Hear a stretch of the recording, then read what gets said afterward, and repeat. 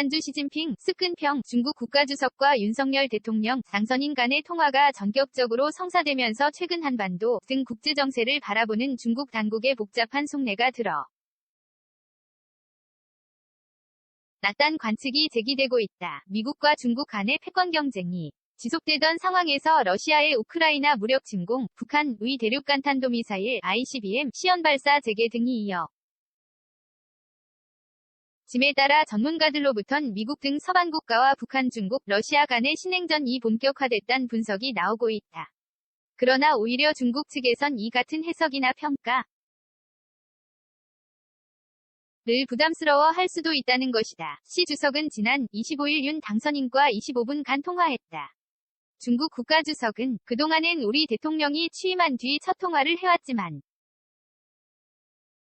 이번엔 이 같은 관례가 깨졌다. 시 주석이 아직 취임 전인 윤 당선인과의 통화에 나선 배경을 두고 우선 우리 새 정부의 한미동맹 강화 기조를 견제할 필요가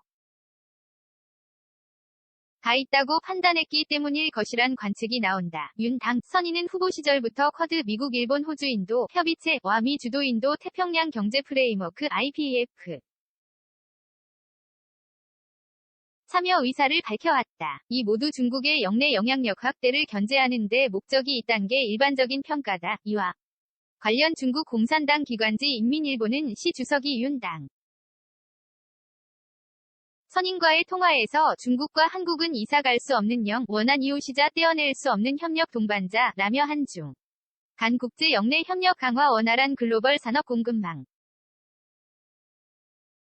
보장 노력 등의 의사를 밝혔다고 보도했다. 공급망 문제는 미중 양국이 경쟁을 벌이고 있는 사안이기도 하사 북한의 최근 연이은 탄도미사일 발사 등 무력 도발도 중국 측이 우리 새 정부와의 접촉을 서두르게 만든 배경 가운데 하나로 거론된다. 특히 북한은 이번 통화가 이뤄지기 하루 전인 지난 24일 신형 대륙간 탄도미사일 ICBM 화성 17형의 첫 시연 발사에 성공했다고 밝혔다. 북한의 최중요 우반국인 중국은 북한의 화성 -1.7형 발사에 25일 현지 시간 소집된 유엔 안전보장이사 회 공개회의에서 언론 성명 등 안보리 차원의 공동 대응엔 일단 제동을 걸었다. 그러나 앞으로도 북한의 고강도 무력 도발이 계속되고 그때마다 중국이 안보리 차원의 공동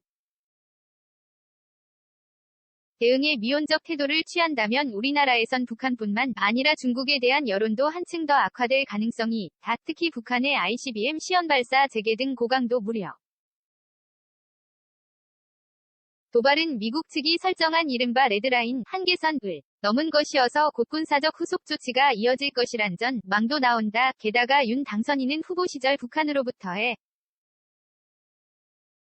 위협을 이유로 사드 THAAD 고고도 미사일 방어체 추가 배치를 공약했다. 중국 당국은 한반도 내 사드 배치가 궁극적으론 자신들을 겨냥한 것으로 보고 있는 만큼 관련 동향에 민감해 할 수밖에 없다. 이에 따라 시 주석이 윤 당선인과의 이번 통화에서 북한의 핵미사일 개발 문제와 관련한 자국의 입장을 설명했을 것이란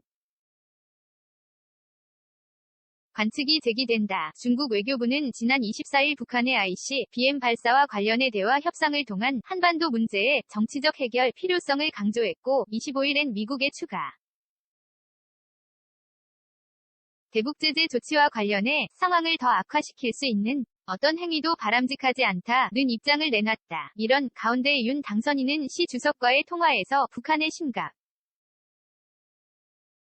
한 도발로 한반도 영내 긴장이 급격히 고조돼 국민적 우려가 크다며 북한의 완전한 비핵화 실현과 한반도 정세의 안정적 관리를 위해 한중 양국이 긴밀히 협력해가자 고 당부했다. 이외에도 일각에선 중국 측이 최근 우크라이나 사태와 관련해 중국이 러시아의 제재 우회로를 제공해주고 있다는 관측과 관련해 윤 당선인에게 자국의 입장을 설명했을 가능성이 있다고 보기도 한다. 현재 우리 정부는 러시아의 우크라이나 침공에 따른 미국 등 서방 국가에 대해 러시아 경제 금융 제재에 동참하고 있는 상황이다. 이슈 인수위 뒷순위로 밀려난 공수처 29일 예정 간담회 연기 문윤 대선 19일 만에 첫 만남 회동 테이블에 오를 위제는 윤 국방부 부진내 대통령 관저 신축하는 방안 보고받아